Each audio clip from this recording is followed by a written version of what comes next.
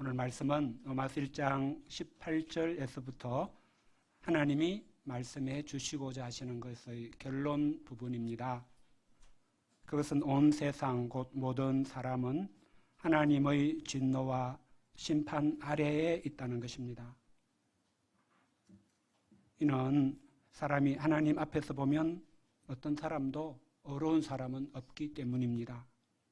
오늘 본문에 나오듯이 사람은 본질적으로 죄 아래에 있는 존재이기 때문입니다. 우리는 이에 대한 로마서의 말씀을 오늘까지 해서 4주에 걸쳐서 듣고 있습니다. 계속 너희들은 죄인이야 라는 말씀을 4주 들으니까 좀 쉽지는 않을 것 같습니다. 당신은 사랑받기 위해 태어난 사람, 이런 말씀을 들어야 우리 힘이 나는데 너희들 다 죄인이야, 죽었어 이러니까 참 어떨까 싶습니다. 하나님께서 이를 통해 우리에게 이루고자 하시는 역사, 우리에게 주시고자 하시는 신령한 선물이 있기 때문에 로마서의 이런 말씀도 우리에게 주신다고 생각이 됩니다. 그것은 한마디로 무엇일까? 저는 말씀을 준비하면서 하나님은 로마서의 이런 말씀을 통해서 우리에게 가난한 마음을 주시기 원하시는구나 생각하게 되었습니다. 주여, 나는 죄인입니다. 주여, 나를 불쌍히 여겨 주옵소서. 가난한 마음은 이렇게 시인하고 고백할 수 있는 마음입니다. 우리는 이를 영적인 자기 발견이라고 불렀습니다. 우리가 오늘까지 로마서 말씀을 통해서 하나님께서 주신 이 은혜를 받고 간직한 사람이 다 될 수 있기를 기도합니다. 우리가 말씀을 통해 이를 배우고 기도로서 이 은혜를 구해야 하는 것은 이런 마음이 되는 것, 이런 영적인 자기 발견을 하는 것은 사실 내 힘으로 할 수 있는 일이 아니기 때문입니다. 오직 하나님께서 말씀으로 임하시고 우리의 영혼에 역사해 주셔야 있게 되는 일이기 때문입니다. 그리고 이 역사가 있어야 죄인인 한 사람으로서 빈손 들고 하나님께 나와 하나님 주시는 선물인 예수님을 얻을 수 있기 때문입니다. 이는 로마서를 쓴 사도 바울이 생생한 예가 될 것입니다. 사도 바울은 디모데전서 1장 15절에서 죄인 중에 내가 괴수니라 라고 고백하는 것을 볼 수 있습니다. 또 로마서 7장 24절에서 오호라 나는 공고한 사람이로다. 이 사망의 몸에서 누가 나를 건져내랴 탄식하는 것도 볼 수 있습니다.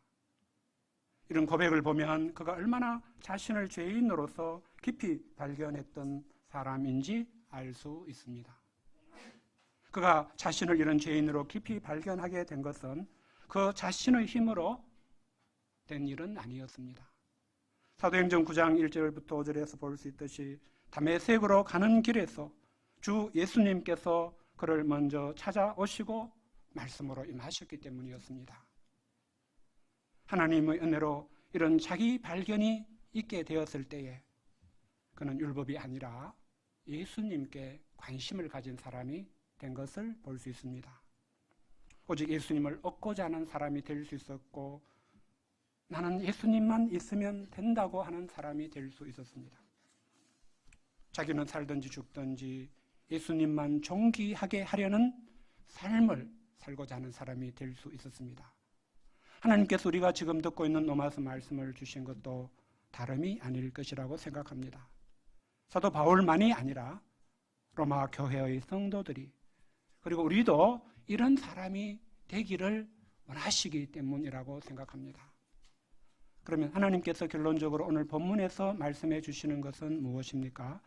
먼저 본문의 1절부터 8절에서는 어떤 사람들은 끝까지 하나님의 진노와 심판 아래 있다는 말씀에 저항한다는 내용입니다. 이런 것들은 어떻게 되는지를 말씀해 주십니다. 그런 후에 9절부터 20절에서 우리는 하나님 앞에서 자신이 본질적으로 어떤 사람임을 알아야 하는지를 결론적으로 말씀해 주십니다. 우리는 2장 말씀에서 표면적 유대인이 유대인이 아니며 이면적 유대인이 유대인이라는 말씀을 배웠습니다. 이를 말씀하신 것은 로마 교회의 성도들이 자기 자신을 돌아보게 하고자 함이었습니다. 그들이 이름뿐인 신자로 머물지 않도록, 유대인의 실패라는 전철을 되풀이하지 않을 수 있도록, 이면적 유대인이 뜻하는 그런 마음이 변화된 신자가 되고자 하도록 말씀해 주신 것으로 이해했습니다. 그런데 표면적 유대인을 가리키는 당사자라면 이런 말을 그대로 받아들이기가 현실적으로 쉽지 않을 것이라는 생각을 하게 됩니다. 그는 아브라함의 후손입니다. 율법을 열심히 지키고 있습니다. 할례도 행한 사람입니다. 그런데 이런 자기를 두고 참 유대인이 아니라고 하면, 또 그 의미가 당신은 구원받지 못하고 심판받게 될 것이라는 것이라면, 그런 말을 듣고 어떻게 아멘 하며 받아들일 수가 있겠습니까? 어려울 것입니다. 당연히 마음에서 온갖 반론을 펴고 저항을 할 수밖에 없을 것입니다. 그런 사람이 사도 바울이 하는 말을 들으면 가장 먼저 이런 생각이 들지 않겠습니까? 에이, 그거는 네 생각이지. 그건 네가 하는 말이지. 나는 그렇게 보지 않는다. 당연히 이런 마음이 들 것입니다. 이런 거는 1절에서 보듯이 유대인의 나음이 무엇이며 할례의 유익이 무엇이냐고 말하게 될 것입니다. 이런 말을 할 때 그들이 가진 하나님께 대한 나름의 믿음을 표현하는 것입니다. 하나님이 유대인에게 율법도 주셨고 할례도 행하셨다는 믿음입니다. 그러므로 그것이 아무 의미도 없거나 아무 나음도 없는 그 진리는 결코 없다는 생각입니다. 그런데도 사도 바울이 감히 하나님이 하신 일을 아무 쓸데없는 일이었다고 한다고 여기기 때문에 질문하는 것입니다. 이에 대해 사도 바울은 표면적 유대인이 아니라고 한 것은 유대인의 나음이 없다는 뜻으로 하는 말이 아님을 밝힙니다. 유대인의 나음은 범사에 많은데 그 중에 하나를 든다면 하나님의 말씀을 맡았다는 것이라고 하였습니다. 쉽게 말해 유대인은 누구보다 먼저 구원에 관해 절대 주권자이신 하나님의 뜻을 알 수 있게 된 것을 말합니다. 그들은 아브라함을 통해 믿음으로 의롭다함을 얻어야 한다는 것을 먼저 알 수 있었습니다. 오직 소망을 하나님께서 보내주실 그리스도에게 두어야 한다는 것도 먼저 알 수 있었습니다. 그들은 먼저 하나님의 말씀을 받았기 때문에 이런 것을 이방인이 알기 전에 먼저 알 수 있었습니다. 그들은 구원은 오직 하나님을 믿고 하나님께 순종하는 데 있음을 누구보다 먼저 알 수 있었습니다. 그럼에도 그들이 표면적 유대인이 되어버린 것은, 구원을 얻지 못하게 된 것은 왜였겠습니까? 그것은 유대인으로서의 나음이 없기 때문이 아닙니다. 그것은 그들이 하나님을 믿지 않고 하나님께 순종하지 않았기 때문입니다. 말하자면 자기중심적이 되어서 신앙의 초점을 하나님에게서 자기에게 옮겼기 때문에, 스스로 유대인의 나음을 소용없는 것으로 만들었기 때문이었습니다. 그럼에도 그들은 3절부터 8절에서 볼 수 있는 어떤 자기 생각을 굳게 붙들고 내려놓지를 못합니다. 그 핵심은 자기가 설령 하나님을 믿지 아니한 것이 있더라도, 그래 바울 네 말대로 불의를 행한 것이 있더라도, 그래 내가 거짓말을 한 것이 있더라도 나는 하나님께 죄인처럼 심판을 받지 않을 것이라는 생각입니다. 이 생각을 내려놓지 못합니다. 왜냐하면 자기는 유대인이기 때문이라는 것입니다. 하나님이 율법을 주시고 할례를 행하게 하신 유대인인 자기가 죄인처럼 심판을 받게 되면 유대인을 자기 백성으로 삼으신 하나님의 미쁘심을 패하게 되기 때문에 하나님 자신이 실패하게 되는 일을 하실 리가 없다는 것입니다. 이런 생각까지 하게 되는 것은 실은 무엇 때문입니까? 그 마음에 자기가 있고 하나님이 없기 때문입니다. 하나님을 경외하거나 사랑하지 않기 때문입니다. 오늘 본문은 이런 사람들이 알아야 할 것을 말씀해 주십니다. 그것은 어떤 자들의 믿지 아니함이 하나님의 미쁘심을 패하지 못한다는 것입니다. 앞에 나온 유대인이 내가 불의를 행하고 내가 죄를 지은 것 때문에 하나님이 나를 심판하시면 하나님의 미쁘심이 손상을 받기 때문에 하나님은 심판할 수 없으셔 이렇게 말한 것에 대해 무슨 소리? 그건 아니야.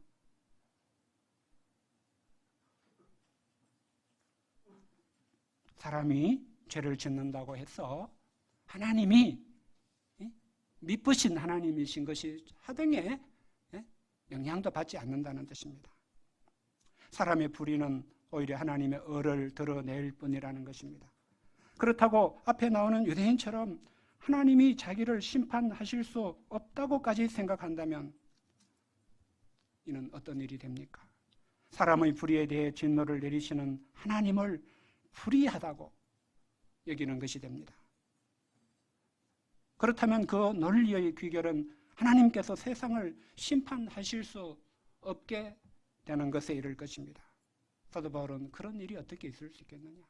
하나님은 어려우시고 하나님은 심판하실 수 있는 분이시기 때문에 그런 일은 없을 거라고 단언합니다. 하나님이 사람에게 원하시는 것은 하나님의 말씀을 이용한 어떤 형식 논리가 아닙니다. 하나님이 원하시는 것은 하나님을 마음의 중심에서 생각하는, 위하는 관계입니다. 참된 신앙은 형식이 아니라 관계를 통해서 이루어지고 정명이 되는 것입니다. 제가 종종 구원파의 예를 들 때가 있습니다. 구원파는 철저히 형식 논리를 기초로 신앙을 규정하는 이단 집단입니다. 성경에 예수님을 믿으면 죄사함을 받는다고 되어 있으니 예수님을 믿기만 하면 죄사함을 받는다는 확신을 가져야 된다. 어떤 그런 지식과 논리를 주장합니다. 하나님이 예수님을 허락하셔서 우리의 죄를 사해 주시는 것은 죄사함 받고 우리가 마음대로 죄짓게 내버려 두려고 마음대로 죄 지을 수 있도록 하려고 하시는 것입니까? 하나님은 하나님의 기뻐하시는 백성답게 하나님과의 사랑의 관계 속에서 하나님께 영광을 돌리며 살게 하고자 하시는 것입니까? 형식 논리를 주장하다 보면은 하나님의 마음과는 전혀 거리가 먼 이상한 그런 모습에 이를 수 있게 됩니다. 아브라함의 경우를 봐도 하나님이 원하시는 것은 마음이었습니다. 하나님을 경외하는 마음이었습니다. 이삭을 정말 제물로 잡아 죽이는 것이 아니었습니다. 하나님이 출애굽한 이스라엘에게 원하신 것도 마음을 다하고 성품을 다하고 뜻을 다하여서 힘을 다하여서 하나님을 사랑하는 사람들이 되는 것이었습니다. 그들의 눈빛, 그들의 마음 씀씀, 그들의 행동 하나하나를 보면 하나님을 사랑하는구나, 하나님을 사랑하는 백성이구나, 이런 것이 흘러나오는 그런 관계 속에 들어가는 것을 하나님 원하셨지 않습니까? 그럼에도 표면적 유대인의 특징은 어떤 이상한 형식 논리를 내세우는 것입니다. 성경에서 말씀을 찾아도 형식 논리를 주장할 수 있는 말씀을 찾아냅니다. 7절에서와 같이 극단적인 형식 논리까지도 생각해냅니다. 7절은 이렇게 말합니다. 나의 거짓말로 하나님의 참되심이 더 풍성하여 그의 영광이 되었다면 어찌 내가 죄인처럼 심판을 받으리요? 아니, 내가 거짓말해가지고 하나님이 참되신 것이 드러나게 된다면 나는 하나님의 참되심을 드러내는 공로를 세운 것인데 이런 내가 심판받으면 안 되지. 하나님이 과연 거짓말해서 하나님의 참되심을 드러내는 것을 원하실까요? 아니면 거짓말하지 말라고 말씀하신 대로 정직한 것을 원하실까요? 이상한 논리를 생각해내는 것입니다. 이런 사람들은 심지어 가룟 유다를 두고 그가 배반한 것은 예수님이 십자가를 질 수 있도록 공로를 세운 것이다. 말이 됩니까? 이런 논리까지 만들어내게 됩니다. 왜 사람들은 이런 논리를 주장하게 될까요? 어떤 경우에도 자기가 한 것을 내려놓지 못하기 때문입니다. 이런 사람들은 사도 바울이 전하는 복음도 비방하게 된다고 했습니다. 예수님만 믿으면 된다는 복음에 대해서, 아니 그거 율법을 지키는 것을 무시하는 것 아니냐? 선을 이루기 위해서 그러면 선을 이루기 위해서 악을 행하자고 하게 만드는 것이 되지 않겠느냐? 왜 율법 지킬 필요 없고 예수님만 믿으면 된다고 하면 예수님 믿어서 죄사함을 받으려면 오히려 그 은혜를 위해서 열심히 죄를 지어야 되지 않겠느냐. 그래야 용서받을 죄도 생기고 은혜도 깨닫지 않겠느냐. 이런 논리 속으로 빠져드는 것입니다. 사도 바울은 이에 대해서는 더 이상 할 말이 많지 않습니다. 8절 마지막에서 한마디로 결론을 내립니다. 그들은 정죄받는 것이 마땅합니다. 그들의 논리, 그들이 하는 말이 하나님이 없음을 드러내기 때문입니다. 그러면 이렇게 표면적 유대인의 경우에 대해 말씀해 주시는 것은 무엇을 위한 것입니까? 이는 로마 교회 성도들이 자신을 돌아보게 하기 위한 것입니다. 9절을 보면은 바로 이 때문임을 알 수가 있습니다. 9절을 우리가 같이 한번 읽어보겠습니다. 9절. 시작. 그러면 어떠하냐? 우리는 나으냐? 결코 아니라 유대인이나 헬라인이나 다 죄 아래에 있다고 우리가 이미 선언하였느니라. 거듭 말씀드리지만 로마서에 기록된 모든 말씀은 이 로마서를 읽지도 듣지도 않을 교회 밖의 이방인이나 유대인을 위해서 주시는 말씀이 아닙니다. 바로 우리를 위해서 주시는 말씀입니다. 우리 중에는 물론 바울 자신도 포함되어 있습니다. 우리 중에는 로마 교회에 있는 이 서신을 받고 읽게 될 예수님을 믿는 신자들도 포함되어 있습니다.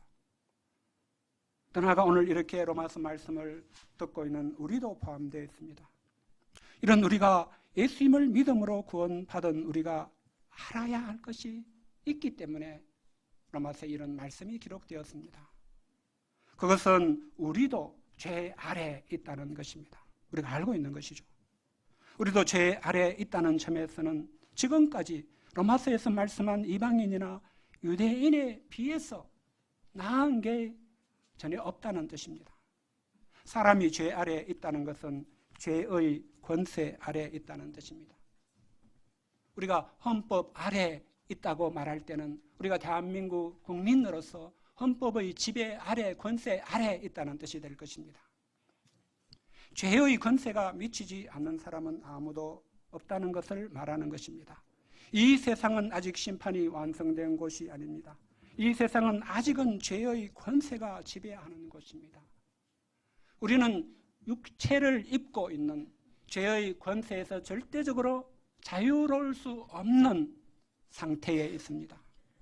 비록 하나님을 사랑하는 사람들은 하나님이 모든 것이 합력하여 선을 이루도록 다스려 주시지만 그럼에도 현실은 죄가 권세를 가지고 있는 세상에서 살아야 한다는 것입니다. 이것이 하나님께서 로마서를 통해 예수님을 믿는 신자인 우리에게 꼭 말씀해 주시고자 하는 것입니다. 우리가 비록 예수님을 믿고 구원을 받았지만 아직은 부활의 영광스러운 몸을 입지는 못했습니다. 우리는 아직 육체를 입고 죄가 지배하는 이 땅에서 살아가야 하는 한계적인 존재입니다. 이런 우리는 이런 영적 현실 속에서 어떻게 해야 예수님을 믿는 자답게, 어떻게 해야 하나님의 백성으로서 살아갈 수 있는지에 대한 지식이 필요합니다.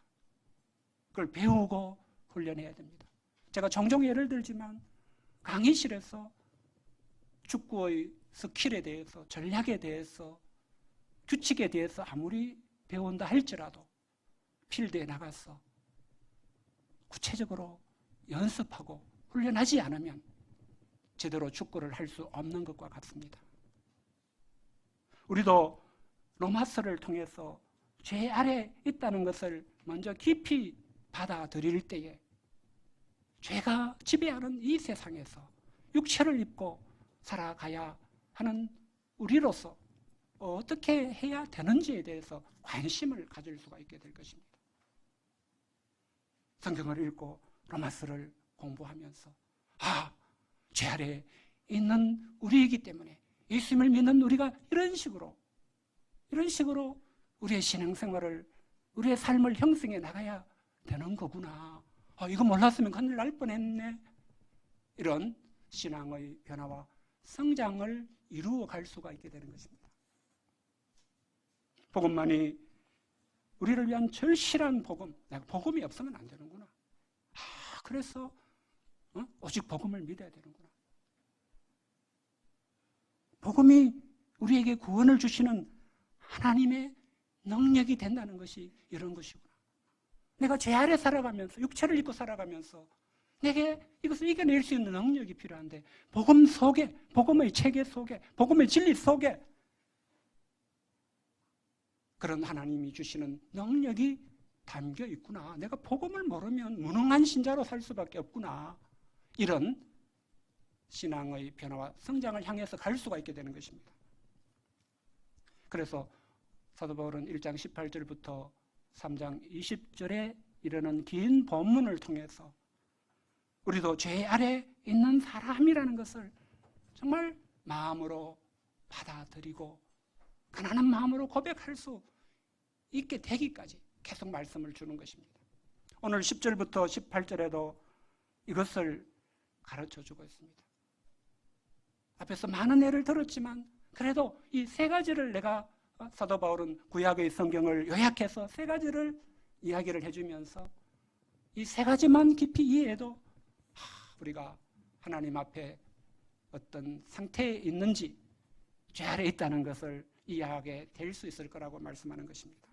그 세 가지는 첫째, 사람의 마음을 통해서 죄인이라는 것을 알 수 있다는 것입니다.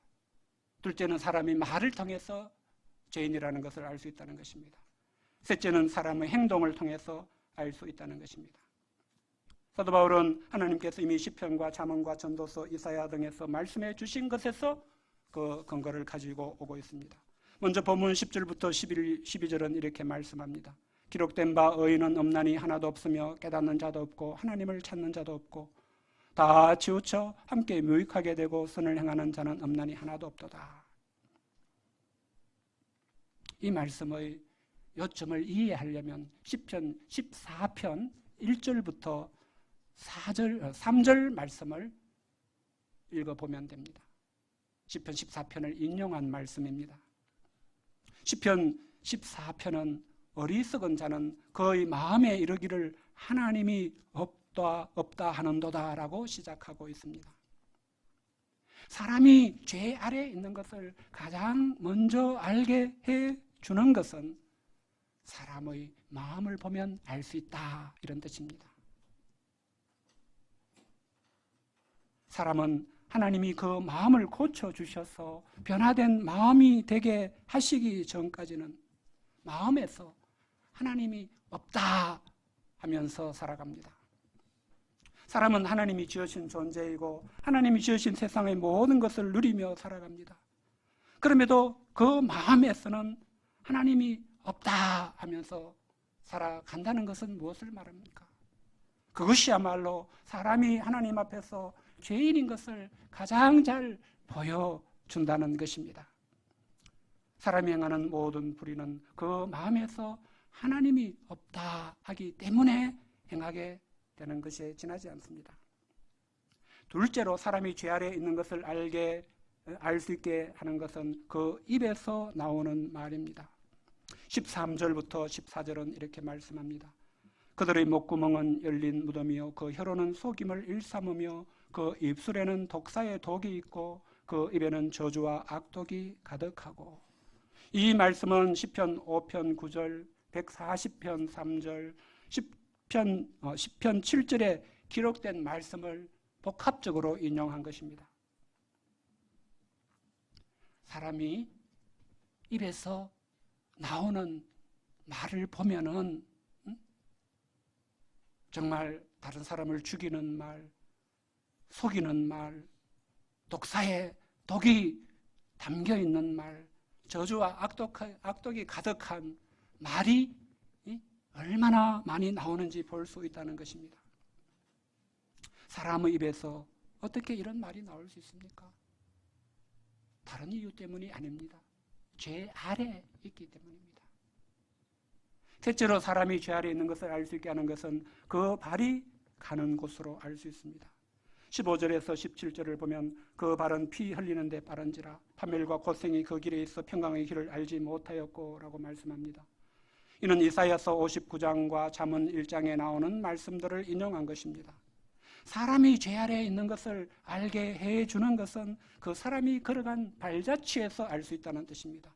피 흘리는 데 빨랐다는 것은 다른 사람의 생명을 살리기보다 해치는 삶을 살았다는 뜻입니다. 판멸과 고생이 그 길에 있다는 것은 그 사람의 발자취로 인해서 주위의 사람들이 겪는 파멸과 고생에 대해 말한 것입니다. 그래서 그 사람으로 인해 주변의 사람들은 평강을 얻지 못하게 된다는 뜻입니다. 간단하게 살펴보았지만 사람이 이렇게 마음으로, 말로, 행동으로 불의를 행하는 것은 결국 그 사람 자신이 어떤 사람이라는 그런 표현을 하는 것입니까? 그것은 18절에서 말씀해 주는 대로 그들의 눈앞에 하나님을 두려워함이 없다는 것을 드러내는 것입니다. 하나님을 정말 두려워하면 마음을 그렇게 먹을 수 없고 입 밖에 그런 말을 낼 수 없고 발로 그런 길로 갈 수가 없는 것이죠. 심판하시는 하나님을 두려워한다면, 비록 하나님이 눈앞에 보이지 않아도 하나님은 그 사람의 모든 것을 아시는 분이십니다. 그 사람의 엄밀한 마음을 아시고 입에서 내는 말을 들으시고 그 발자취를 보시는 분이십니다. 하나님은 사람이 행한 대로 보응하시는 분이라고 배웠습니다. 그럼에도 당장에 무슨 일이 없는 것은 1장에서 배웠듯이 그들을 내버려 두시는 것, 그것이 진노이기 때문이라는 것도 배웠습니다. 사도 바울이 10절부터 18절까지를 통해서 우리 자신에 대해 알아야 할 것을 이렇게 결론적으로 말씀해 주시고자 하시는 것이 무엇입니까? 19절이 바로 그 결론입니다. 우리가 알거니와 무릇 율법이 말하는 바는 율법 아래에 있는 자들에게 말하는 것이니 이는 모든 입을 막고 온 세상으로 하나님의 심판 아래 있게 하려 함이라. 우리가 앞에서 배운 대로 하나님은 어로우십니다. 모든 사람에게 그 행한 대로 공정하게 보응하십니다. 그래서 의를 행하는 사람에게는 영생을 주시고 불의를 행하는 사람에게는 진노하시고 반드시 심판하십니다. 그러면 우리가 하나님의 진노와 심판을 피하려면 어떻게 해야 되겠습니까? 원론을 말한다면 불의를 행하지 않아야 됩니다. 우리가 평생에 불의를 행한 것이 없으면 심판을 걱정할 필요가 없습니다. 그런데 율법이 율법 아래에 있는 모든 사람에게 말하는 것이 무엇입니까? 본성이 율법을 말하는 사람이든 이방인처럼 유대인에게 하나님이 구약 성경을 율법으로 주셔서 율법이 있는 사람이든 율법이 율법 아래에 있는 모든 사람에게 말하는 것은 한 가지입니다. 온 세상 모든 사람 중에 자기 힘으로 모든 율법을 다 행할 수 있는 사람은 아무도 없다는 것입니다. 여기에 있는 저와 여러분 모두도 우리 자신의 힘으로 하나님이 율법에서 말씀해 주신 모든 것을 다 행할 수 있는 사람은 아무도 없습니다. 어떤 것은 너무나 자랑스럽게 행할 수 있을지 몰라도 어떤 것은 도무지 행하지 못하는 것이 너무나 많은 것이 우리의 영적인 실상입니다. 그러므로 우리가 오늘 본문을 통해서 신자로서 받아들여야 할 교훈 또는 우리가 신자로서 내려놓아야 할 생각이 있다면 무엇임을 배울 수가 있겠습니까? 그것이 20절에서 말씀해 주시는 것입니다. 그러므로 율법의 행위로 그의 앞에 어렵다 하심을 얻을 육체가 없나니 율법으로는 죄를 깨달음이니라. 우리는 신자로서 율법의 행위, 곧 율법을 지키는 것으로서 하나님 앞에 어렵다 하심을 얻고자 하는 마음을 내려놓아야 됩니다. 쉽지 않죠.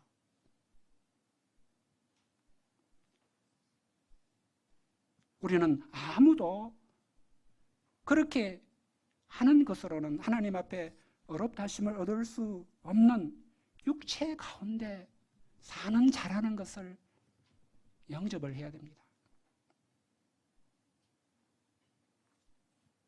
이와 동시에 하나님이 율법을 주신 것은 율법으로 죄를 깨닫게 하시려는 것임을 받아들일 수 있어야 됩니다.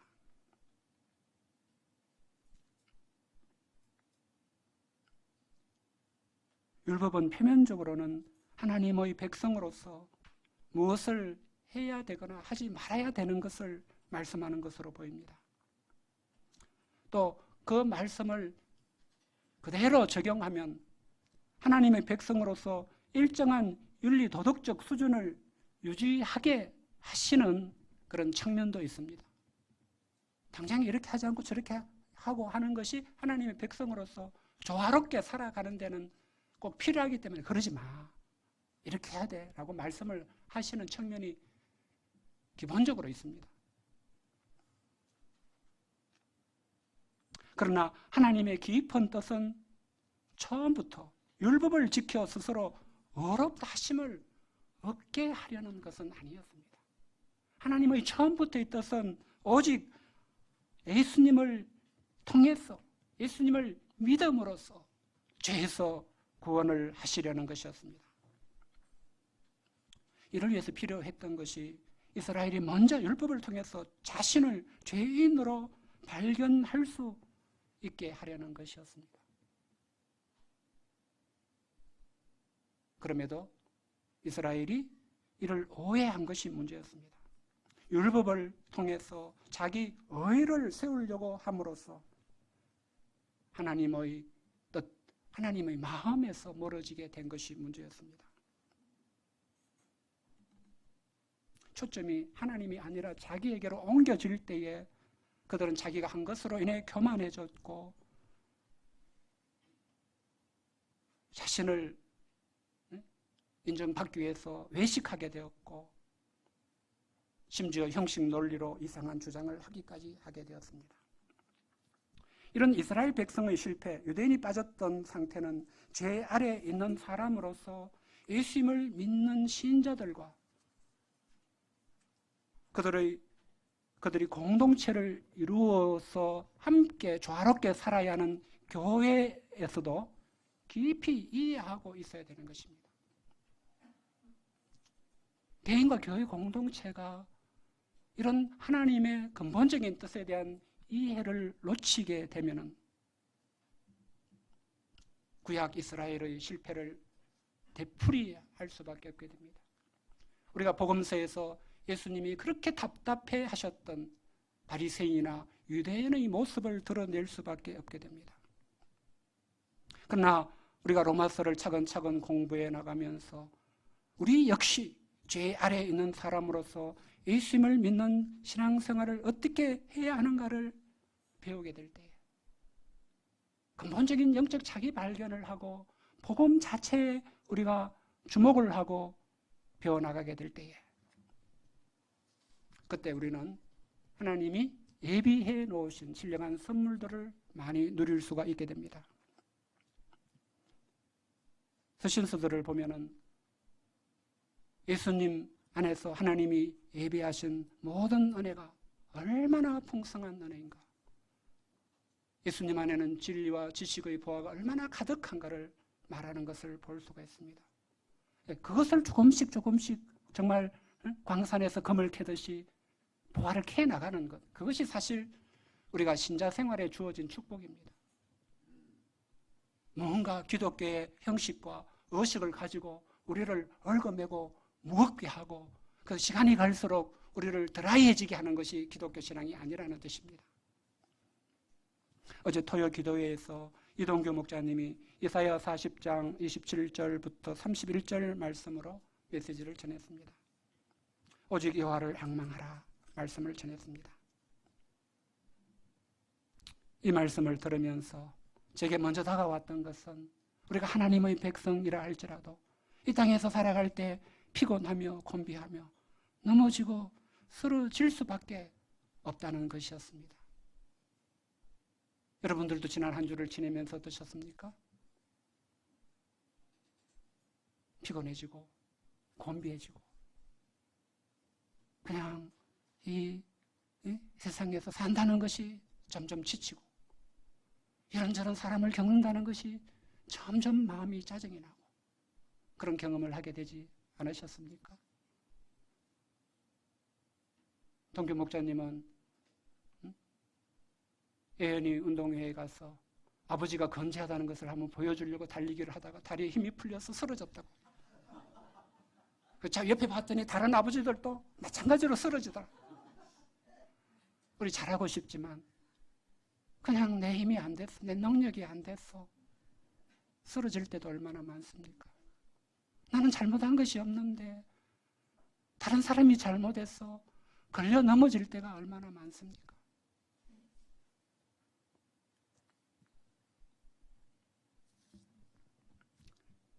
이런 사람으로서 우리는 어떻게 해야 되는가? 말씀을 들었습니다.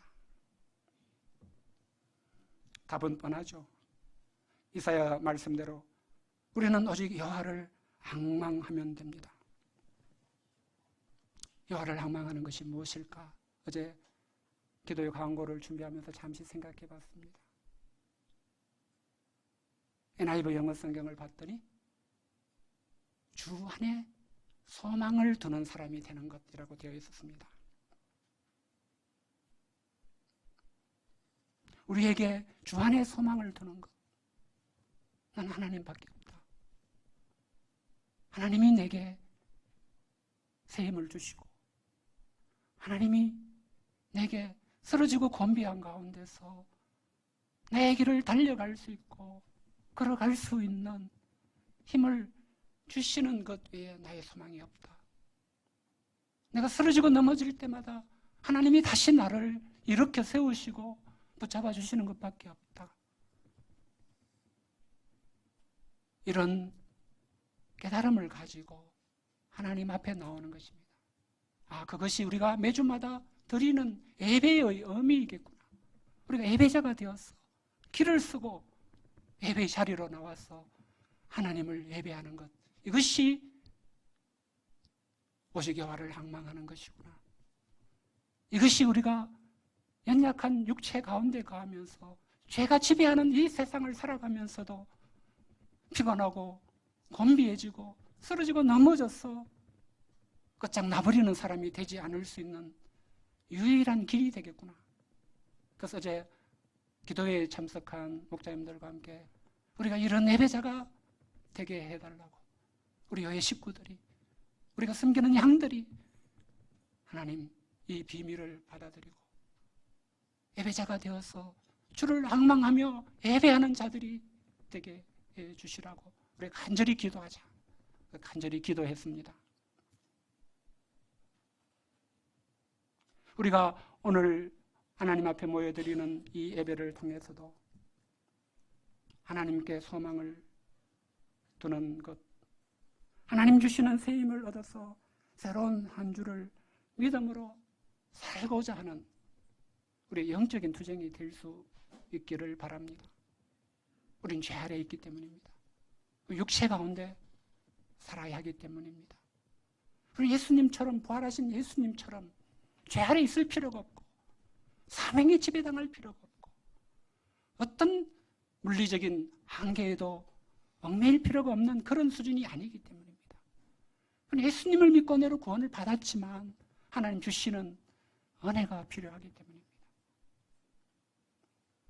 우리가 우리 자신을 죄 아래에 있는 죄인, 우리 역시 마음으로, 말로, 행동으로 불의를 행하는 죄인이구나 자기 발견을 하는 것은 마음 편한 일은 아닙니다. 그러나 알고 보면 이 일처럼 하나님이 우리에게 베푸시는 큰 은혜도 없음을 깨닫게 됩니다. 이 은혜를 받을 때 우리는 진정으로 여호와를 앙망할 수 있게 될 것입니다. 하나님 안에 소망을 둘 수 있게 될 것입니다. 그 소망은 요한복음 3장 16절은 이렇게 말씀합니다. 하나님이 세상을 이처럼 사랑하사 독생자를 주셨으니 이는 그를 믿는 자마다 멸망하지 않고 영생을 얻게 하려 하심이라. 사도행전 16장 31절에서도 이 소망을 이렇게 말씀합니다. 주 예수를 믿으라. 그리하면 너와 내 집이 구원을 받으리라. 죄 아래에 있는 우리를 위한 유일하고 참된 소망을 담고 있는 것이 복음입니다. 우리가 하나님 앞에 설 때에 오직 할 말이 있다면 무슨 자격으로 나의 천국에 들어오려고 하니? 이렇게 질문하실 때에 우리가 알 수 있는 유일한 말이 있다면 하나님, 저는 불의한 죄인이지만 하나님 말씀하신 대로 예수님을 믿는 것으로 하나님의 나라에 들어가기를 원합니다. 이것밖에 없지 않겠습니까? 우리가 오늘까지의 로마서 말씀을 통해서 영적인 자기 발견에 대해서 배웠습니다. 우리가 로마서 이제 3, 4, 5, 6 네 강의 말씀을 잘 소화를 해서 또 이 말씀 중에 하나님의 음성을 듣고 영접을 하게 되어서 앞으로 로마서에서 하나님이 이제 나타내시는 은혜로운 복음을 더 깊이 깨닫고 감격하며 이로 말미암아 믿음 위에 견고하게 설 수 있기를 간절히 기도합니다. 5절 말씀 읽고 기도하겠습니다. 19절입니다. 시작. 우리가 알거니와 무릇 율법이 말하는 바는 율법 아래에 있는 자들에게 말하는 것이니 이는 모든 입을 막고 온 세상으로 하나님의 심판 아래에 있게 하려 함이라. 하나님 아버지, 우리에게 하나님의 보시는 대로 말씀해 주셔서 감사합니다. 율법의 행위로는 하나님 앞에 어렵다 함을 얻을 육체가 없다는 말씀으로 우리의 죄인된 한계를 깨우쳐 주셔서 감사합니다. 우리가 이를 겸손히 받아들이는 가운데 오직 복음에 예수님의 관심을 기울일 수 있게 이끌어 주시옵소서. 로마서 말씀을 통해서 나를 넘어서서 나를 위해서 하나님이 예수님 안에서 행하신 놀라운 일들에 대해서 알아갈 때에 우리의 심령이 새로워지고 새 힘을 얻게 하시고 하나님 안에 있는 참된 소망을 볼 수 있게 축복해 주시기를 간절히 기도합니다. 예수님의 이름으로 기도하였습니다. 아멘.